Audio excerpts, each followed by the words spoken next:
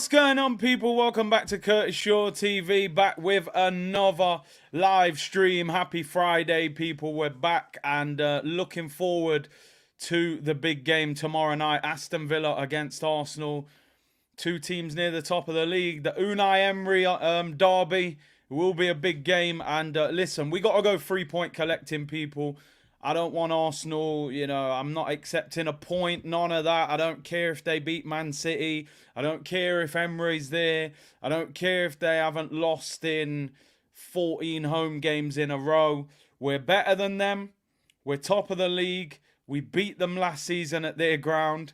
We need to be going there with the mindset of winning. I'll be disappointed if we draw that game. I'm letting people know that from now. We need to be trying to win the title. But listen, big up everyone locked in. Hope you're well. It's Friday then. It's Saturday, Sunday. Meet me. Yo, let's go. Weekend is back, people. Looking forward to this game tomorrow night. And listen, Tottenham, they're back in their rightful place, people. Nando's FC. The chicken was too spicy. When you really peep their badge, it is literally a chicken standing on a basketball. How are we supposed to take a club seriously when your badge is a chicken standing on a basketball and you ain't won a trophy in 15 years? Big up West Ham. I'm forever blowing bubbles. Tottenham back to reality. Back to life. Back to reality. Remember when they were flinging arms up at the end of the game? Title challenge, this, that, the other. 5 games without winning. Top spur? What's that? You ever heard of them? No, I've never heard of them. Jared Bowen last night. Very impressive, by the way. I think that guy's going to get clubs coming in for him in the summer. I've got to be honest. Right wing, but he played up front last night. Led the line well. I think he's 26 years of age, England international. You look at right wingers around world football and in the Premier League, the right wing position is nowhere near as strong as the left. So I think clubs will be looking at Jared Bowen at some stage. But listen, good day, mate. It's not quite happening for you, Ange, is it, mate? We love it, people. We love it. But listen, let's talk Arsenal. We got a lot to talk about today. Press conference reaction, some transfer news, the goalkeeping situation and all of that good stuff. So make sure you like the video, subscribe. Watch along tomorrow. I'll be live from 4:30. The game starts at 5:30, so we'll get the last 20-25 minutes of the 3 p.m. kickoffs before we obviously get into the Arsenal game. So big up to everyone locked in. It's a chicken on a basketball, people. Speaking of basketball, I was up late last night watching a LeBron James masterclass. Don't worry, the NBA streams, they'll soon land, people. They soon land. But anyway, yeah, some people get triggered when they see Alexis Sanchez on the green screen. He left us under terrible circumstances. He did. It was a dirty breakup. I can't lie, people. He went to Man United and, he played the piano, but he was shocking for them. I'll always remember Alexis Sanchez at Arsenal. I can't lie. He's one of the best wingers I've ever seen at Arsenal. So I'll always appreciate Alexis, Alexis Sanchez, baby. Alexis Sanchez. Oh, he's legendary, man. So listen, let's get into today's show anyway. And I want to start by talking about the goalkeeper situation. I want to start by talking about it. Now, I did a preview show with Robbie yesterday on AFTV, and a lot of people were triggered. Oh, they won't stop talking about the goalkeepers, and there was comments like, let's just accept what the manager does. Just support David Raya. And I just want to say in response to that, right? Do we think as football fans that we don't have a voice or an influence? Do we think that we should just blindly support whatever the football club does and accept it? Do you remember when Liverpool put their ticket prices up? Do you think the Liverpool fans sat there and went, oh, maybe they need to make more money to sign better players? They went crazy. They went crazy. Guess what Liverpool did? They dropped the price of the tickets back down. Do you think when Mikel Arteta was going to get Arsene Wenger's job when Wenger left, and the Arsenal fans went crazy online and said, what? We've waited 22 years for Wenger to go. We don't want Mikel Arteta as manager. And they changed their mind and gave the job to Emery. Do you think we had a voice then? Fans need to change the mindset. I say this all the time. Fans are like the blood of the body of a football club. You have a big say. They have media people who look at the general feeling when things happen. What I'm saying is this: of course we should support David Raya. Of course we should. Every time David Raya is in goal, I will support him. But if I see this guy playing badly, do you think I'm just going to sit there and say, you know what, I better keep it shut because I should just get on with whatever this guy does? No. No, I shouldn't, because we want to win the league. We've waited 20 years to see Arsenal win the league, so I ain't going to sit there and just put up with whatever the football club feeds us. I said last season, I'm not going to sit here and pretend that Aaron Ramsdale is some sort of world-class goalkeeper, because I was sitting here last season saying he's good, but potentially he could be upgraded, right? He could be upgraded. You've brought in David Raya, and I'm not even a big fan of Aaron Ramsdale, but David Raya doesn't look no better than Ramsdale to me. Now, the crazy thing is, these stats actually suggest otherwise. In the games that they've played, David Raya has played 15, 7 clean sheets, conceded 13. He's conceding 0.9 per game. Ramsdale's conceding 1, 65.8% save percentage, and also his pass accuracy is 9.3% higher. But the key thing to me is errors leading to goals. Aaron Ramsdale, none.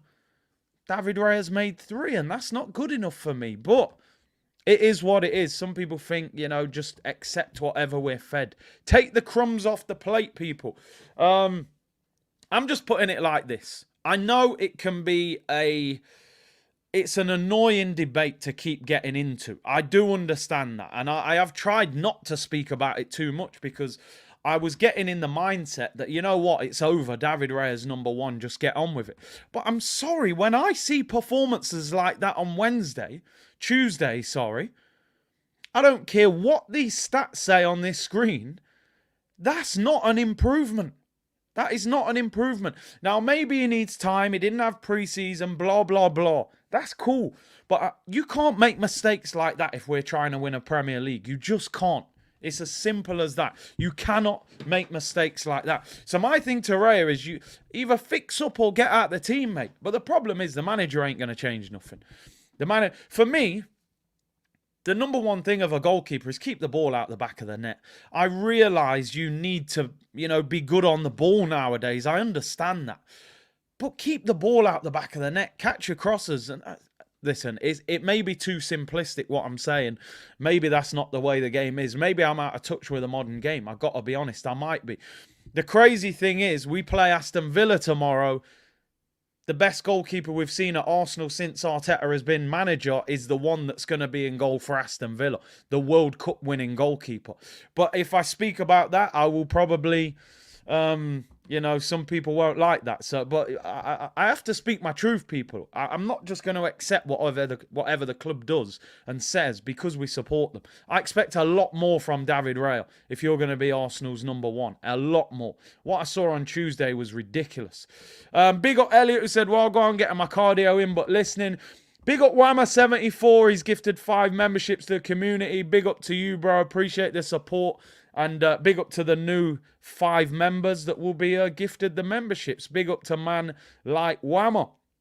Really appreciate that. And big up Fitz in the building. He said, I think we have come to the realisation that neither of Arteta's goalkeepers are good enough to be at the base of our spine. Big teams have world-class goalkeepers. You look at the last Real Madrid, who've won multiple Champions Leagues. They have Courtois. You look at Liverpool, who won the Champions League. They had Alisson. You look at Manchester City, they've got Edison. Those goalkeepers are all world class. They are in that top bracket. The problem you've got is there's only a handful of world class goalkeepers in the world. A lot of them are at the back end of the careers, the Neuers and the players like that. But what I would argue is that Alisson and Edison in particular were not world-class when they were signed by Liverpool and Manchester City. They've become world-class goalkeepers. I think the hope was that Ramsdale would potentially become a world-class goalkeeper, although he's still very young for his age. You never know. And David Raya. But I just feel like I don't know. Do you know what? I'm not even going to talk about it for too long because the reality is David Raya will be in goal tomorrow. I've got absolutely no doubt. KS said, Emmy was the chosen one, most stupid decision ever. Got rid of Emmy for Leno, then got rid of Leno for Ramsdale. Now getting rid of Ramsdale. It's a circus. It is. Listen, and I don't want to do this to Arteta, but the goalkeeping situation is one that he has not managed to nail down since he's been at this football club. He's done too much.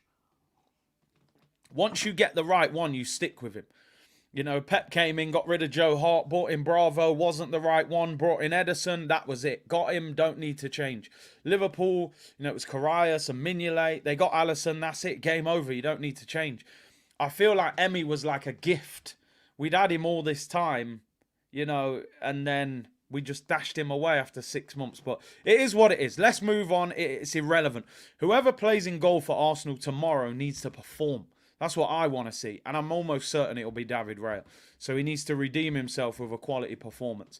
Listen, a couple of things to talk about. Let's get into... should I do press con? You know what? Let's do the transfer news. Let's do the transfer news first. Story that broke last night. I would take this with well, what do they say? With a pinch of salt, because I'm not too sure. But Ivan Toney.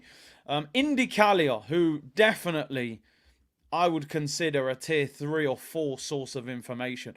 He writes exclusive and puts this big alarm sound picture to make it look like he's got info. Every now and then he gets it right, but I don't believe this. But anyway, we'll have the discussion. It is a ketchup sauce. It really is a bottle of ketchup. He said, Arsenal are in talks with Brentford regarding a January loan deal for Ivan Toney. The Arsenal offer would be a loan deal of £5 million with an option to buy Ivan Toney in the summer for £50 million. The £50 million would be paid in one installment. Installment, should I say. I don't believe that for a second. Number one, why would they give their best player on loan with an option to buy? Makes no sense. Second of all, 55 million in total makes no sense. They could quite easily, I would say, get 70 million for him in this market. I think he's just tried to get some. I could have got a better source than that. I really could. I could have got a way better source than that. I think it's a shocking story. I didn't make it a headline of the show. I wrote it in the title, but I didn't go with the thumbnail. I could understand maybe if we said, listen, we're going to give you 70 million in the summer in one payment, blah, blah, blah. But I just don't see it. I don't see this happening. I personally, I've said before, I would love Arsenal to sign Ivan Toney in January. I know people who know him. From what I hear, he's desperate to go to Arsenal. But I just don't think we've got the money. And I don't think we're particularly looking for a striker in January. I think we'll be looking for a centre mid and maybe a versatile defender. So, yeah, I mean, bro, this ain't even jerk sauce. This ain't even jerk sauce. This is like some foolishness. I don't know what this is.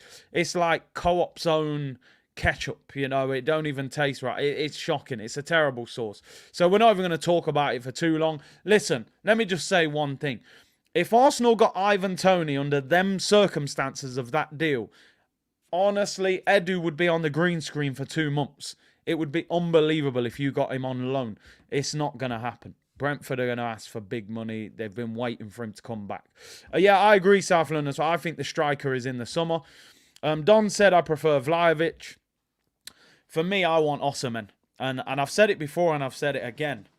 I believe there's a route for Arsenal to get Osimhen this summer. I genuinely do. I think there's a route to get Osimhen. I'm just going to quickly say why. I don't think Arsenal are going to go for Ivan Toney in January. They may go for him in the summer, but I think they're going to go for Osimhen because, number one, he has a year left on his contract. He's not going to re-sign. He's going to go in the summer. Napoli, I don't think, will be able to get more than 100 million for him with a year left on his contract. He rejected PSG and Saudi last summer, right? Real Madrid will buy Mbappe on a free. Barcelona have got Lewandowski. Man United have got Højlund. City have got Haaland. Chelsea won't be in the Champions League. Liverpool have got Nunez, Gakpo and Jota. Tottenham, he ain't going to Tottenham. it's made for him to come to Arsenal. 100 million, 105 million, Osimhen, bang. He spoke about Carnu being one of the players he watched when he was younger. I hope it's not the well we tried, because with Declan Rice, I felt like that was a major turning point. Declan Rice was not a world beater, but it's just the fact he said no to Pep. He said no to Manchester City to come to us. Sure, he ain't going Bayern Munich. They signed Kane for 100 million 6 months ago. They don't need a striker. Osimhen ain't going nowhere to sit on the bench. Chelsea won't be in the Champions League. He said he wants Champions League football. I'm telling you, where else is he going? It's Arsenal. We can always fumble the bag. We've done it multiple times. Luis Suarez, 40 million and a pound. So he could quite easily go somewhere else. But I'm telling you now, there is a clear route for Arsenal if they want to go and get Osimhen. But I'm not sure they will. Vlahovic, the thing that always puts me off Vlahovic is he keeps saying Juventus is his dream club. He doesn't want to leave. I feel like if Vlahovic ends up at Arsenal, it's like he's been kicked out of his house and he's just come to stay on your sofa. He don't really want to be at Arsenal. So I don't actually want Vlahovic. I think we need to move from players that don't want to be here and get somebody that really wants to play for us. But we'll see.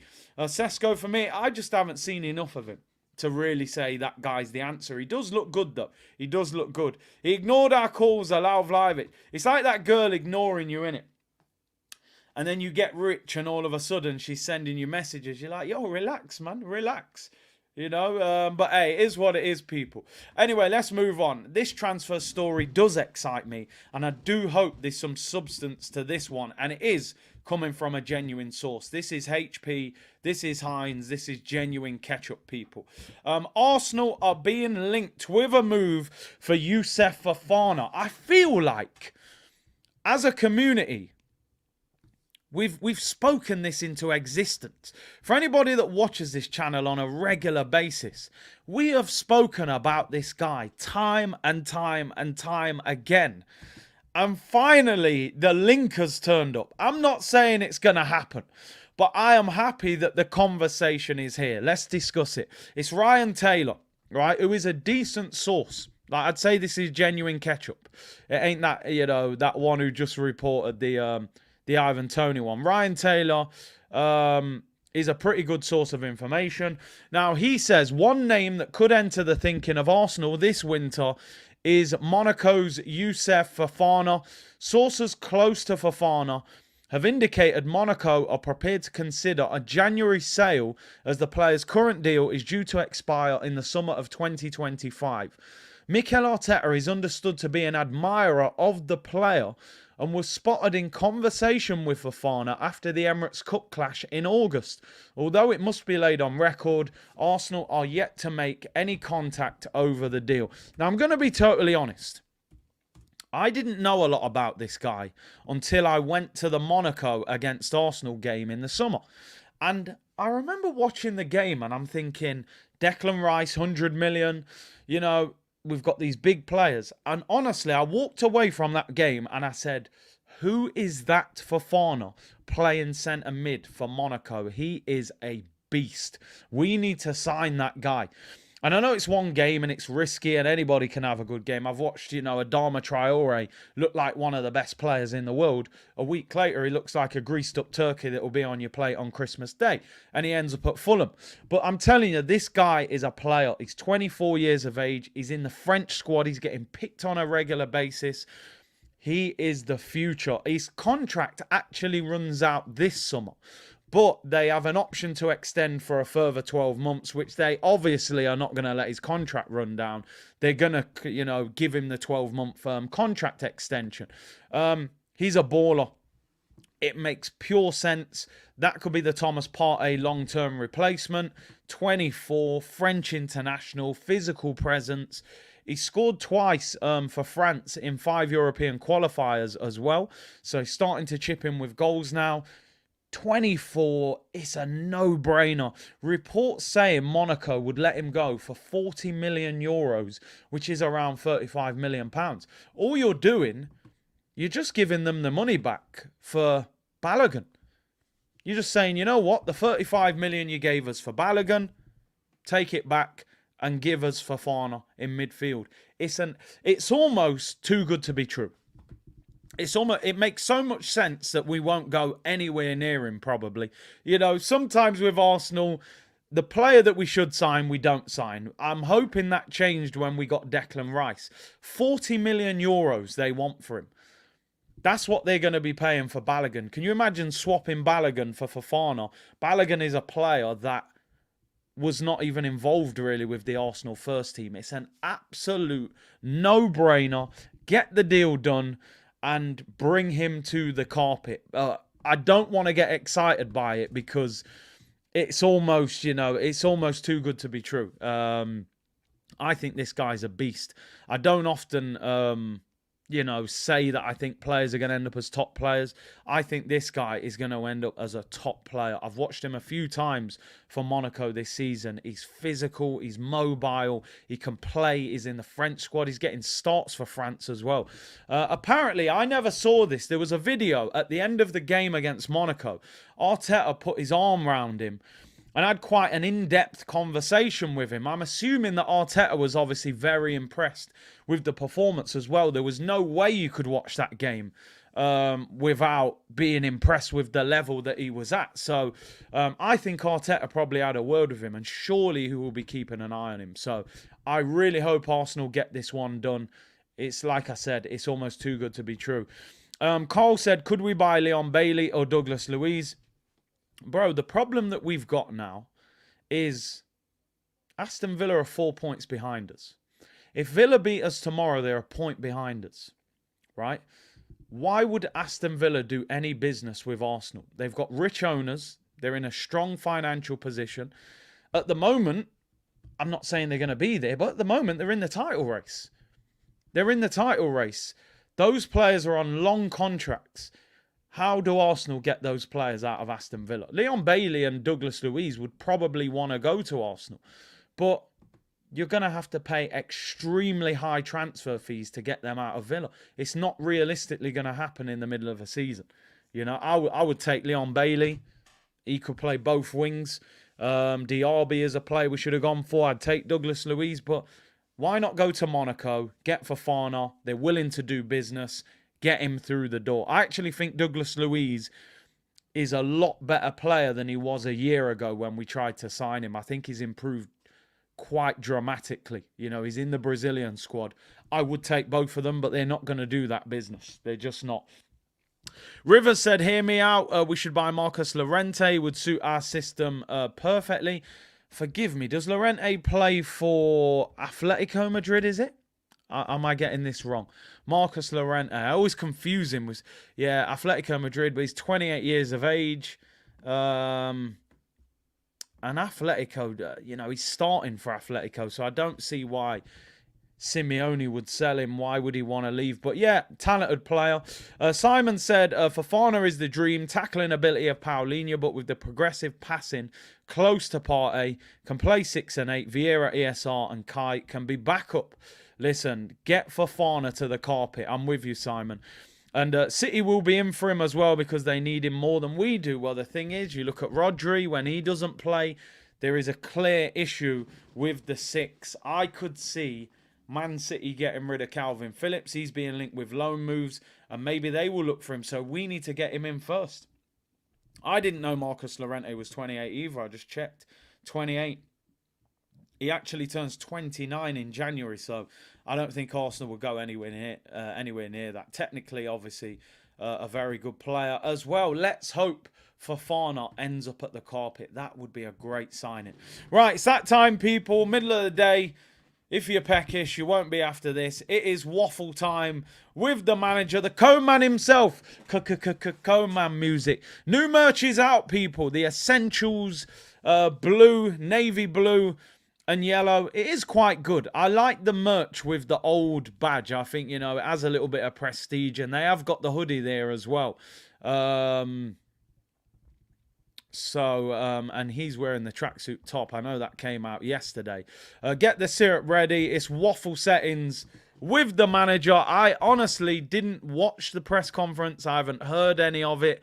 I haven't even seen any of the quotes, so I've got no idea what kind of waffle he's saying, but I'm sure he will be. Yamming waffle, sipping syrup, I'm sure. I mean, Elliot's in the gym, so he might not be able to write in the chat. Right, let's get into what he had to say. There's the Essentials collection, actually. See, I'm doing work for him here. You know, you get some more merch sold, you might get Fofana in. Anyway. You know the drill. If he's waffling, we're skipping. On the togetherness, carrying on from the Luton game in the week, he said after that you have to refocus, think about the best preparation, and but it was a great moment next to our fans. You see the chemistry between the players. On scoring in injury time for the 5th time, is that a positive thing? Because we're scoring late goals, it shows that we don't give up? Or is it a negative thing because it's taken us so long to score that winning goal? I would rather look at the positive. Alex Ferguson, Man United, during their success, how many times? I mean, they even called it Fergie time. So I'll look at the positives. But I'd rather we finish games off a little bit quicker. He said, a team that has to have unbelievable desire to win every match. I think we've got that. We've shown that time and time again. We could have scored earlier. There were certain moments that we could have done better for the 3rd or 4th goal, but when it's not the case, the team has the resources and skill. I have to admit, as a fan, there's nothing better than a last-minute winner. I was absolutely ready to just melt down. Arsenal therapy was ready. The tweets were ready. I was about to go crazy. Declan Rice heads it in. You delete the tweets. You cancel Arsenal therapy. And you shamelessly drive up the motorway to Luton to go and celebrate after the game, which is what I did. It's amazing how a goal can change things in football. On the run that Aston Villa have been on, he said huge credit to them. Credit to Unai and the coaching staff for what they've done. Yeah, forget that. I'm not interested in that. On if David Raya's mistakes are more highlighted than other keepers. He said, look at the form and what he's achieved since he's been with us. It's really impressive. But what can I say? I have 3 great goalkeepers, and I'm really happy I have great wingers. Some of them are on the bench. The questions are not related to them, and we have to accept it. As well, we have to support our players in the best possible way and protect them. I would focus more on that. Every player needs support. I mean, that tells you, don't it, that Raya's going to be playing tomorrow. There's just no doubt he's not going to do him dirty like that at Villa Park. I suppose the problem you've got, if you drop him, you've then got a Ramsdale that his confidence didn't look high when he played against Brentford. So maybe he just wants to stick with what he's got. On the support he's had from his teammates, he said for sure he's going to continue to have that support. On his celebrations post-Luton, if he's not allowed to celebrate, he said we are, but I think we have a boundary. Maybe we have to extend that. Yeah, I mean, he shouldn't have got a yellow card for that. Obviously, Arteta will not be in the dugout for tomorrow's game against Emery. It's an AirPod Albert masterclass. His last game, he did lose to Man City, AirPod Albert, but we did play very well in that game. So I'm hoping that AirPod Albert can do his thing. Rambo's confidence is in the gutter. He will play against PSV. I think that will be his sympathy Champions League game that he gets in midweek. That is for sure. Arteta loves some David Raya and nephews. I mean, it could be his nephew, the way how cozy it looked when he welcomed into the club. That's for sure. But anyway, let's move on. On if there needs to be clarity, forget that. Has he heard back from the FA? Not interested. On if Unai Emery's success at Villa is a surprise, he said, I followed him since he was at Almira. What he's done for every team has been remarkable. Let's skip it. Big up Unai, though, doing well. On having a different team in the top 4, he said it shows the quality of the league. Last year there were others. It shows the competitiveness. Where he'll be watching the Villa game, he said, I think I'll be in the directors. But see what I mean? I'm telling you. I know, and I always go back to this. People say, why did you ask Arteta about Mbappe? It's better than that. A big, qualified, established journalist from a major company who's been to university is asking Arteta, where will you be watching the game? Who cares?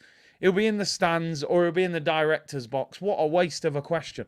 On whether Emery was our manager at the wrong time. Yeah, I mean, he's not going to answer that, is he? He's not going to say, yeah, he threw it away here and I've come here to say things. That's a waste of time as well. on things he did that Mikel has benefited from. He said in his first season, they had quite a strong season. He did it straight after coming from PSG. He definitely benefited, We do have to give Unai credit, He brought Saka's and Martinelli's through. On how good Watkins has been, he said tremendously consistent. He's a threat. How we stop him, like any other striker, don't give him the ball in the box. Whether Mikel is being targeted by refs, he said, I don't know how to stop celebrating. It was an emotional moment. I'm not even going to read the rest. On whether emotion is being taken out of football, he said, after that, straight away, I sat on my seat and stayed there still for 30 seconds, but that was after the emotion. In the moment, it's difficult to demand that. And whether he wants to stop celebrating, he's not going to say, oh, yeah, you know what, mate, I think I should never celebrate again. I'm not even going to read what he said. On whether Emery was an inspiration for the other Basque managers. He's obviously from the same region of Spain. He said, I think he's the most experienced and successful by quite a distance. On their game against Man City, he said, tactically, they are really well set up. They really attack you because they have players between the lines that can do that. On if it's a 4-team title race, he says, I think when you look at the competition, the results every week, this is so open and it's going to be so open right until the end. This one's putting me to sleep, I can't lie. On the impact on the team not being on the touchline, he said, hopefully better. They will play better and be more positive. They have experienced coaches, Albert, Carlos and Nico. On having COVID and working from home helped him prepare for this situation? What a question. I'm not even going to answer it. On the latest team news, everybody is okay. On when Thomas Partey might be back, I mean, at the moment, he's dressing like 50 Cent. So he doesn't look like he's struggling. He said, we don't know. He's getting a very good evolution in the injury. Maybe he's turning into Charizard. It's a bit early to get a time frame. Didn't he say he'd be back in December? Now in December he's saying it's too early to give us a time frame. How long is he out for? Are the conspiracy theories true, people? I'm just saying. There's people online saying he's not injured. I don't know. But he said December. It's now December and the guy, you're saying you don't know when he's going to be back. That would be incredibly fast if he's able to do that. We're going to have to wait. We're quite short with 5 key players being out. And if he can stay in his seat at Villa Park or if he can celebrate, what a question. Is there enough depth to defensively to cover injuries? He said, let's see, we're going to have to adapt. It's true the January window is coming up and we will have to assess the squad. We need a defender in January. On how the return of Tomiyasu and Timber affects his activity in January, we have to consider every scenario. We need to have the clear time frames of those players, in what condition and how many minutes. After all the work, we're going to try and make the best call for the team. I'm so glad that has finished. That was a stinker of a press conference. That one definitely needed to end. We need to sign some players. We need to sign, I think, 2 players in January. We need a versatile defender. I think that would probably be a loan and a centre midfielder. Maybe we'll have some money to buy a midfielder. I think we may look to offload a couple in January as well, because we need some more money. You know, man, them questions, man, I'd be asleep in that press conference. I wouldn't even be awake. Anyway, if we could get Fofana, 35 million quid, get a versatile defender on loan as cover, I'd take that. I think that would help us. I think we get the striker in the summer. Right, let's move on. Let's focus on the game coming up, people, and it is a big game. Aston Villa, Unai Emery, the story is there, innit? You know, it's a set scenario from both viewpoints. Arsenal can go to Villa and beat them. Aston Villa have won 14 home games in a row. The last team to beat Aston Villa, though, Arsenal Football Club last season. I was on the DR Sports preview yesterday and AGT said Aston Villa are favourites. And I said, I don't think they are. I don't think they are because we're better than them. We're top of the league. We're the last team to beat them there. I don't think they are favourites. I know they've just beaten Man City. And let me give them some credit. They were incredible. And I don't say this lightly. Aston Villa on Wednesday night were incredible. I have not seen a team do that to Manchester City since probably the Klopp years when he had Mane, Salah and Firmino.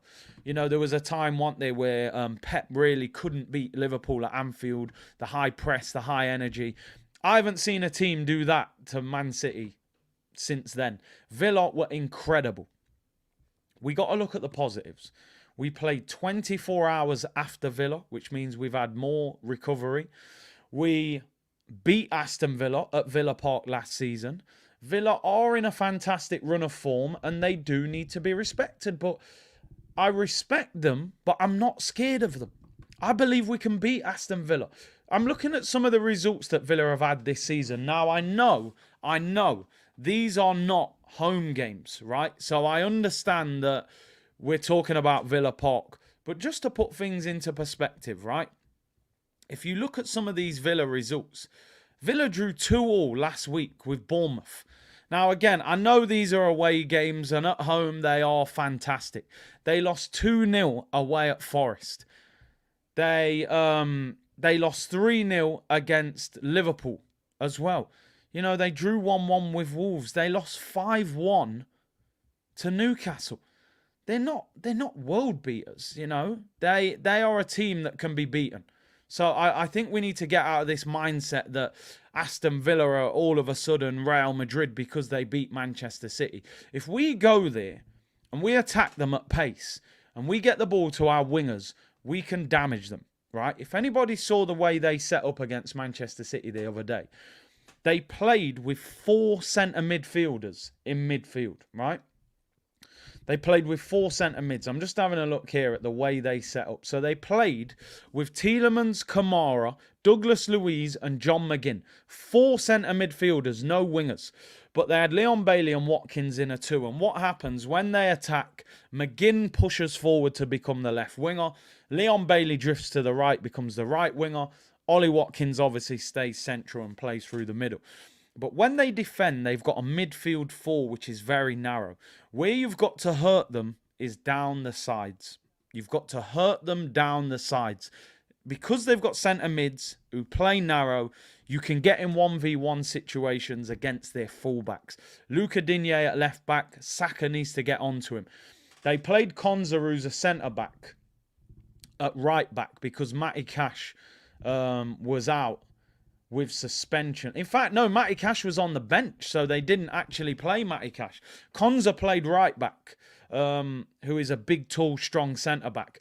I think Martinelli will cause him problems if he plays. I would imagine they'll play the same back 4 simply because they kept a clean sheet against City, or will they change it? I believe, as somebody just said there, I think Kamara's suspended. So maybe they will change their shape slightly for Arsenal. Will they just bring in another centre mid? They've got Dendoncker on the bench. They've got Ramsey on the bench. Or will they bring in Diaby and go with 2 wingers? But if they set up the way they set up against Manchester City, Emery plays a very high line. Their fullbacks can be got at. We've got to hurt them on the counter-attack. Now, let's look at the way we're going to probably set up. And the way that I think we should set up and maybe the team selection of how we're going to go. Now, I've said it. For me, and I don't want to talk about it too much, Ramsdale would start tomorrow, for me. I think the mistakes that David Raya made on Tuesday are unacceptable. We're a massive football club. We're trying to win the league.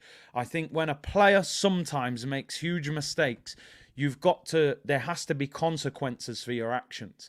If it was a small mistake, I let it go. I'm now looking at it going, Newcastle, he came out, flapped at the cross. Chelsea gets lobbed by Mudryk. Lons away gives the ball straight to their player. Then he makes those 2 mistakes at Luton. For me, I'm dropping him for that. But the reality is he's not getting dropped. And David Raya will be in goal tomorrow. I'm almost certain. I will be shell-shocked if the manager drops him and plays Ramsdale. Ramsdale will start midweek against PSV. Let me just read these super chats out quick because they've been there for a while and I haven't read them. Whammer said, big up Big CU legend. Surely we have to sign a defender. What happens if either White or Zinchenko get injured? We're going to be short, bro. We're going to be short. We don't have a right back at the moment. You could end up potentially with Cedric playing at right back. And at left back, you end up with Kivior, and we saw Kivior at left back the other night. He was poor, so we desperately need a defender. So big up to you, Wama.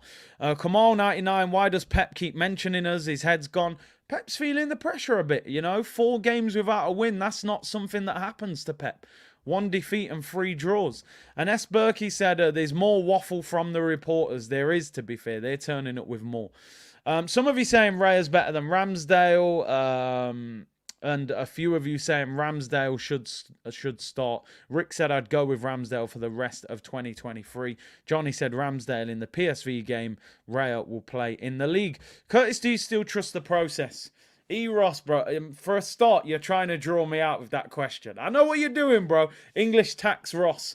I'm more trusting of it, but my question is always, does this process lead to winning the title? That's always my question. People say trust the process. I say, what is the process? Nobody has that answer for me. Trust the process. Okay, what's the process? Does the process mean we win the title? Does the process, you know, that's what I always want to know. If the process means we're going to win the league, then I trust it. If we've hit the ceiling and we're not getting higher than top 4, then we need to change. So let's see. If he wins the title, I trust it. That's where I'm at. To be honest, I just want to see us win major trophies. The process thing is just PR conversation that the club spiel out all over social media. Let's smash the likes up. Get to 1,000 likes. Over 2,100 of you in the chat. We've had a great week. Tottenham have lost. Chelsea have lost. Man City have lost. Arsenal won in the 97th minute. It's been a fantastic week. Massive game tomorrow. I'll be live from 4:30. How are we going to line up? David Raya will be in goal, in my opinion. I think he's very fortunate. The defence picks itself, because let's be real, we don't have any better options. The 2 centre-backs pick themselves. They've been colossus this season. The brick wall continues. Those 2 have to stay fit for probably the rest of the season. Ben White will play at right back. He needs to concentrate. And Zinchenko. I'm not the biggest fan of Zinchenko at left back, but I saw Kivior on Tuesday night, and that was not pretty. He was getting dealt with by Andros Townsend. Andros Townsend, he was playing against Arsenal when Arteta was playing for Arsenal. He had an afro. He then went bold, flew to Turkey. Now he's got an afro again, and he's rinsing Kivior. So Zinni's got to play at left back. Leon Bailey was cooking Vardio the other night. Yardman ting. I just hope we can protect Zinchenko. I hope. I hope Villa are a little bit tired. It took a lot of energy out of them. 60, 70 minutes of Leon Bailey, and then they bring on Moussa Diaby. It could be a long day at the office. But I always say this, the best way to defend is to attack. Keep the ball away from Villa. Keep the ball away from Diaby, force him backwards. If they play Konza at right back, and we're getting Martinelli 1v1 against him, I think Matty Cash... I think because we've got Martinelli left wing, they might bring Matty Cash back in. But if they play Konza again, I think Martinelli will get joy out of him. I think Man City made a massive mistake with their team selection. I thought it was the wrong team. Obviously, Doku was out. They played Foden left wing, and he didn't get at Konza. He didn't have the pace to do that. But I think that Martinelli can hurt him. Big up Snake Eyes. We have to tell Gabriel to cover Zinni. He will have to. Even in midfield, they're going to have to protect him. Right, now, the interesting thing, I'm just going to make this clear now, right? The goalkeeper is a debate, but I think Raya will play. The front 3 picks itself, right? Gabriel Jesus, who is now hitting a bit of form. Saka, who is producing numbers time and time again. Martinelli, right? And I know that's harsh. We all like Trossard, but that's the front 3. That's our number 1 front 3 when they're fit and available. Declan Rice will play. He's been outstanding. I'm thinking here, I'm trying to think from Arteta's point of view. Does he bring Jorginho in to try and give us a little bit more stability? Because Villa are playing 4 centre mids. Now, my concern is if you play Havertz and Odegaard, Do we put Declan Rice in a situation where he can get overran? Because you've got Douglas Luiz, you've got Tielemans. I mean, Tielemans is very slow. He's not going to overrun anyone. But what I'm saying is they've got a lot of energy in midfield with McGinn and Douglas Luiz, and they've got runners in there. They've got players. So the two suggestions that I've got for the community, do we drop Jorginho into the 6 role, which I'm not a particularly big fan of this, by the way, because I don't really like Jorginho. I think 5 years ago, yeah, but now, no. Does he go with that to give us a bit more stability with 2 centre mids in a double pivot, and then Odegaard starts roaming into those attacking areas around here? Or do you just say, you know what, Rice is good enough to play in that 6 role by himself and stick with Havertz, which I still am shell-shocked that I'm actually picking Havertz in Arsenal teams in the preview, because I never thought I'd be picking this guy in the team. But as I said, he cost 65 million. He scored 3 goals in his last 4 games. Do we go there with the mentality of attacking? I think I would go. I think I'd go with this. I think I'd go with this over the Jorginho one, because I'm looking at it like this. Jorginho can't run. Jorginho's not physical. So what's the point playing him? You're playing him just to maybe keep the ball a little bit. He ain't going to catch anyone anyway. And he ain't strong enough to barge Douglas Luiz and their man off the ball anyway. So you know what? I thought Havertz played well in a very physical game the other night. Luton were extremely physical. And Havertz actually stood up to the test physically, and he scored and he caused problems. He put in a shift. So I want to go there on the front foot and be positive. So for me, I'm not interested in Jorginho starting in big games. I want Villa to worry about us. And I think with Havertz making those runs off Jesus, he is going to have to tuck back in. I think like we saw the other day, we saw Odegaard playing a little bit further back. And he was playing closer to Declan Rice and maybe allowing Havertz to make those third-man runs. So I think you see a little bit more discipline from Odegaard to make sure he's closer to Rice so that we don't get caught out. And then you obviously allow Havertz to make those runs beyond Jesus, because we know that Jesus likes to move. I think that will be the team tomorrow. I think that will be the team, and I think that should be the team. A lot of you saying in the chat, Kai Havertz on 4 yellow cards. If he gets 1 more, he gets suspended. But the reality is this, people. The reality is this. We need to win tomorrow. Tomorrow's the most important game. Our next league game is Brighton at home, which is a tough game. They are a good team. But Brighton, to me, is a less physical game. I think you could change things even if worst comes to worst. Havertz was to get suspended anyway. Havertz is playing well, but we can replace him. KRS, the way it was, said, Zinni gives me no confidence in defence. He doesn't, but the one thing I would say, we were the best team in the Premier League for probably 90% of last season, and Zinchenko was at left-back for most of it. So we won big games with Zinchenko at left-back. Defensively, you know that he can be a problem, but when Zinni drops into midfield and plays well, we reap the rewards of it. It's like Trent, and I'm not saying Zinchenko is as good as Trent, because he's not. Trent is absolutely elite on the ball. But Liverpool know defensively, Trent's shaky, but they're sacrificing it for the quality of him on the ball. So what we need tomorrow, Zinchenko, go into midfield, go and play next to Declan Rice and keep the ball. We know Gabriel's going to have to shuffle over. We know Declan Rice is going to have to drop back. I'm more looking at the way we can hurt them on the counter-attack. I mean, Gemma's saying Zinni and CDM, Kivior at left-back. I honestly think Kivior will get absolutely destroyed if he plays at left-back. I thought he was awful the other night against Luton. I don't think he can play left-back. Just because the guy's left-footed doesn't mean he can play left-back. He got rinsed by Andros Townsend. Sid said, nah, Curtis, but Zinchenko cannot play. Offensively, he's great, but in big away games, we cannot play Zinchenko. Bailey is no mug. What's the alternative? Is what I would say to you, bro. What's the alternative? Kivior. we got better defensively against Luton when Zinchenko came on. Kivior was even worse. The problem is Kivior even looked nervous on the ball against Luton. So you can't play him. He'll get roasted. He will get absolutely roasted. I'm going to back Zinni.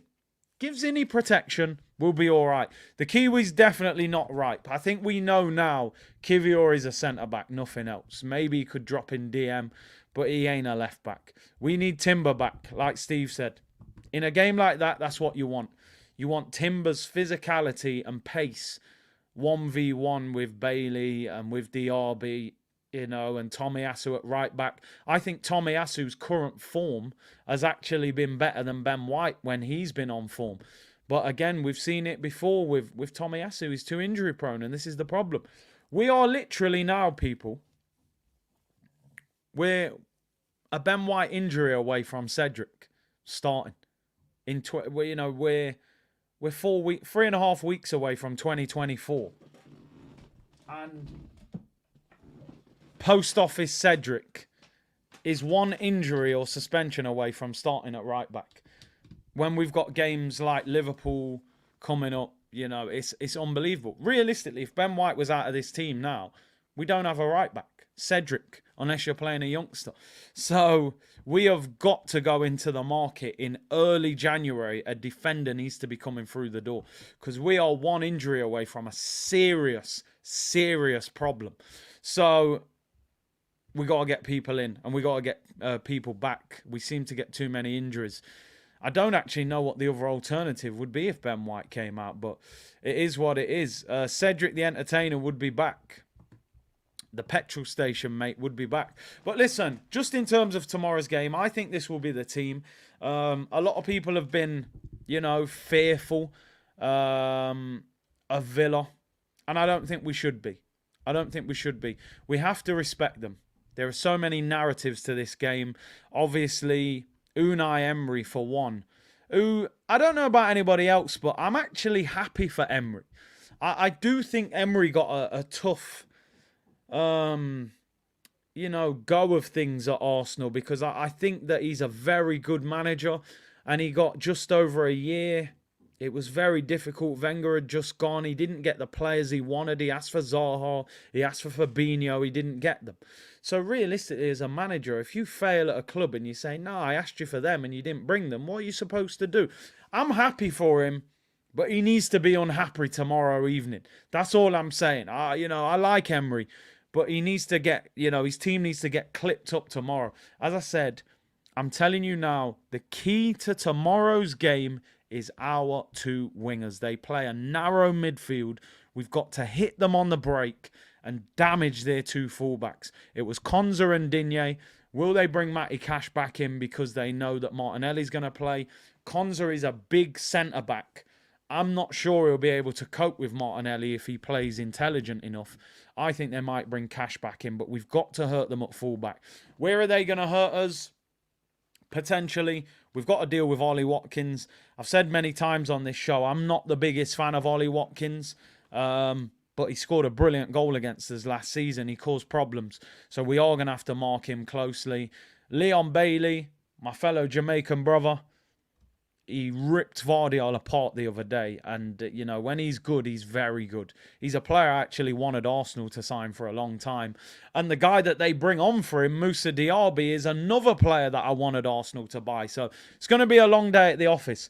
I predicted a 3-2 win to Arsenal. I think it will be a score fest. I think there'll be a lot of goals. 5:30, Zinchenko at left back. I think it's written that both teams are going to score goals in this game, and I think Villa will go for us as well. But the fact Villa are going to go for us, I think will actually play into our hands. Don saying it wasn't a brilliant goal, I thought it was a great finish. I know Saliba made a mistake, but as a striker, he took full advantage of it, smashed it into the bottom corner of his left foot. But we need to be aggressive tomorrow with Villa. I felt Man City couldn't live with their energy and aggression. I think, obviously they had no Rodri in midfield. They had no Doku out wide. They're a little bit sluggish. I think we do have that energy. We've got Declan Rice in midfield who can get about. Jesus, Saka, Martinelli are very lively. They've got pace. I think it's going to be a great game, and I'm going for a 3-2 Arsenal win. I'm confident. Amin, thank you for the super chat. How about Kivior, a CDM? He played there with Poland and his old club. I just think it's too risky. Midfield in the Premier League. He didn't look comfortable on the ball at left back against Luton. Put him centre mid against, Douglas Luiz and experienced quality midfielders. Try it against PSV midweek in a meaningless Champions League game. No problem. Play Kivior CDM. Against PSV, and let's experiment and have a look. But against Villa at Villa Park, I think that's too risky, And Big said we have 201 million to spend this year staying within FFP. How would you spend it? Is that a fact, or are you just saying if we had 200 million? If we had 200 million, I would buy a striker. So it would be either Toney or Osimhen. Let's say it costs you 70 for Toney, you got 130 left. If you buy Osimhen, probably 100 million. I'll buy Fofana, 35 million. You get Fofana and Osimhen in January, we'd win the league. And then we need a defender as well, a versatile defender, maybe a left back or somebody that can play left back, right back. I can't actually think of many fullbacks that are available, but if you got me Osimhen, Fofana and a versatile fullback, that's how I would spend the money. Or Toney, Fofana and a versatile fullback. Or get me Toney and Barella. Something along those lines is what I'd be looking for. But yeah, if only. We'll probably spend about 30 million, never mind 200 million. Big up Jamrock Gunners TV. He said, what do you think about the tactical rotation on the pitch? The license given to Kai and Jesus to swap roles, does it work? I think it's brilliant. I think it needs time, but I think it's brilliant. If Jesus wants to play here, there and everywhere, you need one of those attacking midfielders to go and become the striker. I actually think Havertz is most dangerous when he's in the penalty area. I think he makes great runs. He's hard to pick up. He looks like he's got a goal in him. And I think those two are just building up an understanding. So I do like that. And it's difficult to mark because centre-backs, they don't like runners coming onto them. Yeah, Frimpong from, we spoke about that the other day, didn't we? 38 million release clause, very quick, can play left or right back, can play wing back.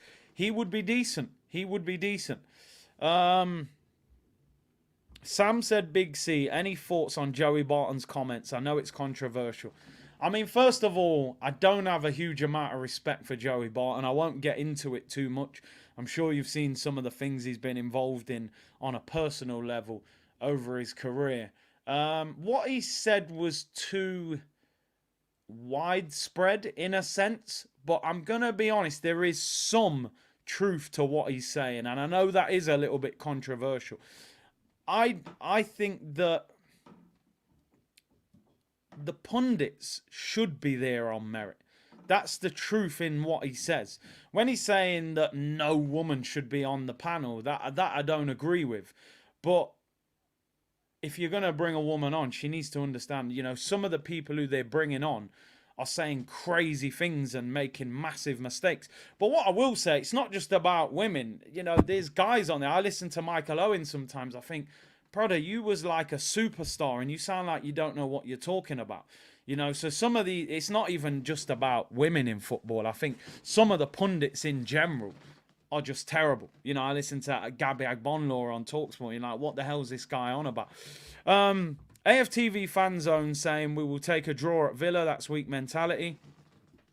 I did hear a bit of Laurie, what he was saying. I get what Laurie's saying, but I don't agree with it. If you offer it, like, I think the question was being asked, would you take a draw at Villa? And I wouldn't take a draw at Villa. I think if you go somewhere and say, I would accept this, you're probably going to get that or even less than that. It's like if you go in a job interview and you want £20 an hour, why would you ask for £12 an hour? If you end up with £12 an hour, then, then you're there. But ask for £20 an hour. So I think I wouldn't want to draw. You got to go there and beat them. They're not Real Madrid. They're not Bayern Munich. They're a Villa team that last year, before Emery came in, was in a relegation battle. So go there and beat them. Go there and beat them. I want Arsenal to win the league. I want Arsenal to go and beat Man City. I want Arsenal to go and beat Liverpool. We're not going to win every game this season. That's just the reality. But this is Aston Villa, people. They're in form. They're playing well. I get it. But it's Aston Villa. We can go and beat Aston Villa. If we play well tomorrow, we'll beat them, in my opinion. If Arsenal go to Villa Park tomorrow and perform at a high level, I think we will beat Aston Villa because I believe we're better than them. I think our front three will damage their defence because of the pace. And I think pace is what hurts Villa. They defend high up the pitch. They try and press. Liverpool battered them 3-0 the other week. And I think we can beat them. But as I say, respectfully, it will be difficult. We're going to have to earn the right. On top of that, if we go there and we don't perform, we'll get dealt with. That's the flip side to the argument. I'm not disrespecting Villa at all. If we go there and play well, I think we beat them. If we go there and play like we played against Luton, we'll get beaten.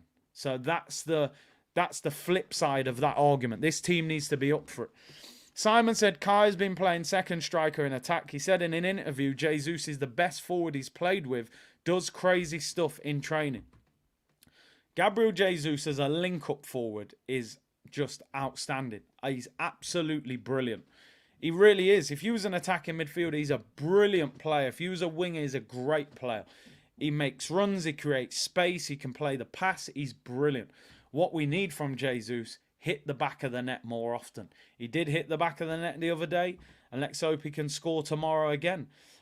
People, thank you very much for tuning in. Really appreciate all of your support on this Friday. Hope you all have a great Friday. Looking forward to the game tomorrow. It's going to be a fantastic atmosphere, like Don's saying. Villa Park, for me, is actually one of the best stadiums in the country for atmosphere. It goes very underrated how loud. Is it the Holt End, I think it's called? Very, very loud. And it will be very difficult tomorrow. Yeah, Holt End, Villa Park. There's so many narratives. You got Emi Martinez in goal. Always wants to prove a point. You got Unai Emery on the touchline. Gonna want to prove a point. Douglas Luiz nearly signed for us. Gonna want to prove a point. Ollie Watkins is an Arsenal fan. Tielemans was linked with Arsenal. That's 5 people already that have extra motivation. Diaby was linked with Arsenal. We need to perform and we need to win this game. We need to roll into town, show them why we're trying to win the league and get the 3 points. Forget the point. We're here to collect all 3. Big up to each and every one of you tuned in. Hit that like button on the way out. Enjoy the rest of your Friday. 4:30 tomorrow I'll be live. 5:30 kickoff. Massive game. Take care and I'll see you all tomorrow, people. Bless.